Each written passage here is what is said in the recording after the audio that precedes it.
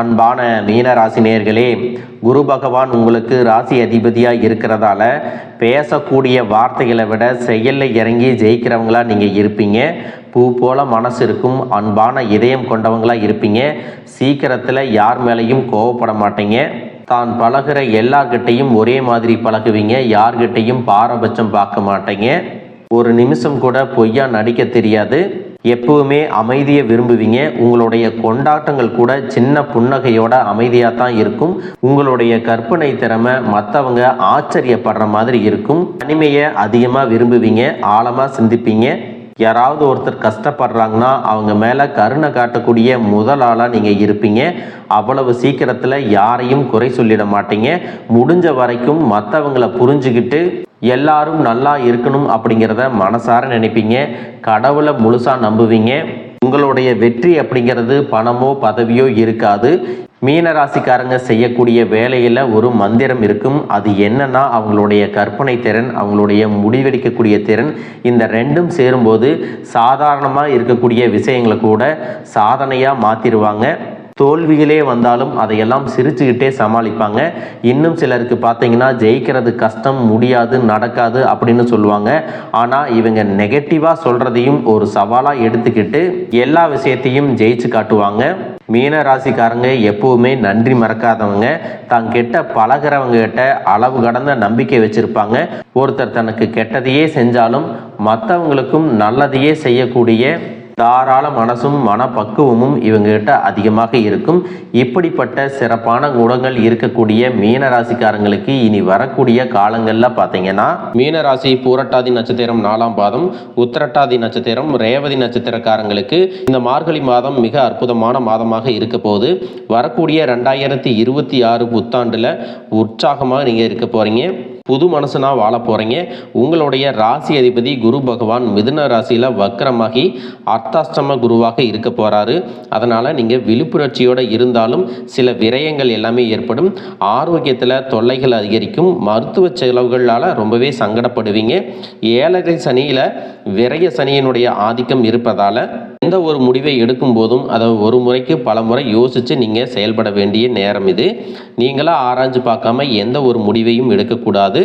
உங்களுக்கு தெரிஞ்சோ தெரியாமலோ தவறான விஷயங்களுக்கோ தவறான செயல்களையோ நீங்கள் செஞ்சீங்க அப்படின்னா அது உங்களுக்கு எல்லா வகையிலும் விரயத்தை ஏற்படுத்தும் அப்படிங்கிறத நீங்கள் மறந்துடக்கூடாது. பொதுவாக உங்களை பொறுத்த வரைக்கும் 4வது இடத்துல குரு இருக்கிறது நல்லது இல்லை. பொதுவாக உங்களுடைய ராசிக்கு 4வது இடத்துல குரு இருக்கிறதால இந்த குரு பெயர்ச்சி உங்களுக்கு பண நெருக்கடியை உண்டாக்கலாம். ஒரு கடனை அடைக்கிறதுக்கு இன்னொரு கடனை வாங்குவீங்க. என்னதான் நீங்கள் நல்ல விஷயங்களை செஞ்சாலும் 2 பேர் உங்களை பாராட்டுனா 10 பேர் உங்களை திட்டுவாங்க, மோசமாக சொல்லுவாங்க. இது வரைக்கும் நீங்கள் எத்தனையோ நல்லதையெல்லாம் அவங்களுக்கு செஞ்சுருந்தாலும் அதையெல்லாம் மறந்துட்டு நன்றி உணர்வே இல்லாமல் மோசமாக நடந்துக்குவாங்க. உங்களுக்கு ஒரு நல்ல விஷயம் நடக்கணும் அப்படிங்கிறதுக்காக ரொம்ப அலைவீங்க, கஷ்டப்படுவீங்க.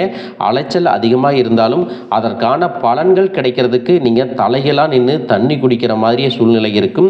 வேலை செய்யக்கூடிய இடத்துல பதட்டமும் மனக்குழப்பமும் உருவாகும். சரியான ஒத்துழைப்பு உங்களுக்கு யாரும் கொடுக்க மாட்டாங்க.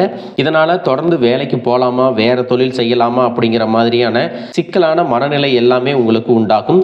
எந்த ஒரு சூழ்நிலையிலும் நீங்கள் நிதானத்தை கடைபிடிக்க வேண்டியது அவசியம். பொது வாழ்க்கையில் இருப்பவர்களுக்கு வீண் பலிக்கு ஆளாக நேரிடக்கூடிய சூழ்நிலைகள் வரும். நீங்கள் ஒரு கணக்கு போட்டு வேலை செய்வீங்க, ஆனால் நடக்கிறது வேறு மாதிரி இருக்கும். உங்களுடைய எதிர்பார்ப்புகள் எல்லாமே தலைகளாக நடக்கும். வியாபாரம் மற்றும் தொழில் செய்கிறவங்க முன்பின் தெரியாதவங்களை நம்பி எந்த ஒரு பொறுப்பையும் ஒப்படைக்க வேண்டாம். வேலையாட்களுடைய தொல்லைகளும் அலட்சியமும் உங்களுக்கு வெறுப்பையும் கோபத்தையுமே உண்டாக்கும். நிம்மதியாக தூங்க முடியாது. திடீர்னு விரைய செலவுகளை எல்லாம் உண்டாக்கும். வேலைப்பளு உங்களுக்கு அதிகமாகும். சக பணியாளர்களுடைய பிரச்சனை என்னைக்குமே தீர்க்க முடியாததா இருக்கும். அரசு மற்றும் தனியார் வேலையில் இருப்பவங்களுக்கு இடமாற்றமும் உள்ளது. தொழில் மாற்றமும் நடப்பதற்கான வாய்ப்புகள் இருக்கு. உங்களுடைய வேலையில் நிம்மதி இல்லாமல் இருந்தாலும் அதிகமான வருமானம் கிடைக்கும். புதிய புதிய பொறுப்புகளும் பதவிகளும் கிடைப்பதற்கான வாய்ப்பு இருக்குது. குடும்பத்தை பொறுத்த வரைக்கும் சின்ன சின்ன கருத்து வேறுபாடுகள் எல்லாம் உண்டாகலாம். பழைய பிரச்சனைகளை மீண்டும் பேசி சிக்கலில் மாட்ட வேண்டாம். அதனால் எந்த ஒரு இடத்திலும் அனாவசியமான வெட்டி பேச்சுக்களை தவிர்க்கிறது நல்லது. குடும்ப ஒற்றுமைக்காக எல்லாவற்றையும் கடந்து அமைதியாக நடந்துக்கிறது உங்களுக்கு சிறப்பான பலன்களை கொடுக்கும். உறவினர்கள் வழியாக புதிய புதிய தொல்லைகள் வந்தாலும் நீங்கள் எதிர்பார்த்த விஷயங்கள் எல்லாம் உங்களுக்கு சாதாரணமாக நடக்கும். சரியான திட்டமிடுதல் மற்றும் புரிதலோடு இருந்தீங்கன்னா குடும்பத்தில் சுபகாரியங்கள் நடக்கிறதுல இருந்த தடைகள் எல்லாமே விலகும். வாகனத்தால் தொல்லைகளும் வளர்ச்சியில் குறுக்கீடுகளும் வந்துகிட்டே இருக்கும். உங்கள் சுய ஜாதகத்தின் அடிப்படையில் திசா புத்தி தெய்வங்களை தேர்ந்தெடுத்து வழிபடுவது உங்களுக்கு நல்ல பலன்களை கொடுக்கும். இப்படியாக உங்கள் வாழ்க்கையில் சில தொல்லைகள் இருந்தாலும் புத்தாண்டின் தொடக்கத்தில் உங்களுக்கு நல்ல பலன்கள் கிடைக்கும். பழைய வாகனங்களை கொடுத்துட்டு புதிய வாகனங்களை வாங்குவீங்க. விலகி சென்ற சொந்தங்கள் எல்லாம் மீண்டும் வந்து சேர்வாங்க. வீடு மாற்றம், தொழில் முன்னேற்றம் இது எல்லாம் ஏற்படும். உங்களுக்கு வர வேண்டிய பணம் தடையில்லாமல் வந்து சேரும். கடன் கொடுக்கல் வாங்கல், வம்பு வழக்குகள், சொத்து பிரச்சனை, காவல்துறை உறவினர்கள் மூலமாக பிரச்சனை, இது மாதிரி எந்த விஷயங்கள் இருந்தாலும் புத்தாண்டில் உங்களுக்கு சாதகமான முடிவுகள் கிடைக்குங்க. பொதுவாக பார்த்தீங்கன்னா 4, 8, 12 வீடுகள் எல்லாமே இல்லறம், உறவுகள், மறைவு ஸ்தானம் மற்றும் தடைகளை எல்லாம் குறிக்கக்கூடிய வீடு. இந்த ஸ்தானங்களில் செவ்வாய், கேது அல்லது சனி போன்ற பாவ கிரகங்கள் எல்லாம் இருந்துச்சுன்னா மனசுல அமைதி இருக்காது, சண்டை சச்சரவுகள் எல்லாமே வரும். இது எல்லாம் பிரிவுகளை ஏற்படுத்தும் அப்படிங்கிறத நீங்க ஞாபகம் வச்சுக்கணும். ஆணாக இருக்கீங்கன்னா உங்களுடைய ஜாதகத்துல சுக்கிரன் அப்படிங்கிறவர் மனைவியை குறிக்கக்கூடியவர். அது திருமண இன்பத்தையுமே குறிக்கும். சுக்கிரனோடு கேது சேரும்போது அது திருமண வாழ்வுல குழப்பங்களை கொண்டு வந்து கொடுக்கும். திடீர்னு பிரச்சனைகள் அல்லது பிரிவினை எல்லாத்தையுமே கொண்டு வந்து கொடுக்கும். அதே போல பெண்ணாக இருக்கீங்கன்னா பெண் ஜாதகத்துல செவ்வாய் அப்படிங்கிறது கணவரை குறிக்கக்கூடியது. செவ்வாயோட கேது சேரும்போது கணவனோடு கருத்து வேறுபாடு, சண்டை அல்லது விவாகரத்துக்கான வாய்ப்புகள் எல்லாமே உருவாகும். இது போன்ற சில கிரக நிலைகள் காரணமாகவும் சிற்றின்பங்கள் மேல அதிகமான ஆர்வம் இருப்பது, சுய ஒழுக்கம் குறைவாக இருப்பது மற்றும் தவறான பழக்க வழக்கம், நண்பர்களுடைய சேர்க்கை, இயற்கைக்கு மாறான வாழ்க்கை முறை, இதுவெல்லாம் குடும்ப வாழ்க்கையில பல்வேறு பிரச்சனைகளை கொண்டு வந்து கொடுத்துட்டே இருக்கும். மனிதனுக்கு இருக்கவே கூடாத அளவுக்கு அதிகமான மது பழக்கம், போதை பழக்கம், தன்னுடைய வாழ்க்கை துணை மேல நம்பிக்கை இல்லாம அடித்து துன்புறுத்துறது, இன்னும் சிலர் பார்த்தீங்கன்னா அவங்களுடைய ஆரோக்கியத்தையும் உடல் நலனையும் கவனிக்கிறது இல்லை. இதனாலேயே இதயம் சார்ந்த நோய்கள், கல்லீரல் பாதிக்கப்படுறது, கிட்னி செயலிழந்து போறது மற்றும் புதுவிதமான புற்றுநோய்கள் இதுவெல்லாம் அவங்களுடைய வாழ்நாளை குறைச்சிட்டு இருக்கிறத நம்ம அன்றாடம் பார்த்துக்கிட்டு தான் இருக்கும். இது மாதிரி எத்தனையோ கஷ்டமான சூழ்நிலைகள்ல உங்களோடு இருந்து எல்லாவற்றையும் சகித்து கொண்டிருந்த உங்களுக்கு உயிரான உறவு இந்த வாழ்க்கையவே வெறுக்கிற மாதிரியான சம்பவங்கள் எல்லாமே நடக்கலாம். ஒரு கட்டத்துக்கு பிறகு பார்த்தீங்கன்னா அவங்க எல்லாம் உங்களை விட்டு விலகி போறதுக்கும் வாய்ப்புகள் அதிகமாக இருக்கு. இதுக்கு பிறகு இந்த மாதிரி உங்க வாழ்க்கையிலும் நடந்துக்க கூடாது அப்படின்னா மனசு விட்டு பேசுங்க, அவங்களோட நேரத்தை அதிகமாக செலவிடுங்க, உங்க மேல அவங்களுக்கு நம்பிக்கை வர்ற மாதிரி நடந்துக்குங்க. பணம், வசதி, வாய்ப்புகள் எல்லாருக்கும் தேவை அப்படின்னாலும் அதை வச்சு ஒரு நிம்மதியான அழகான ஒரு வாழ்க்கையை வாழ முடியாது.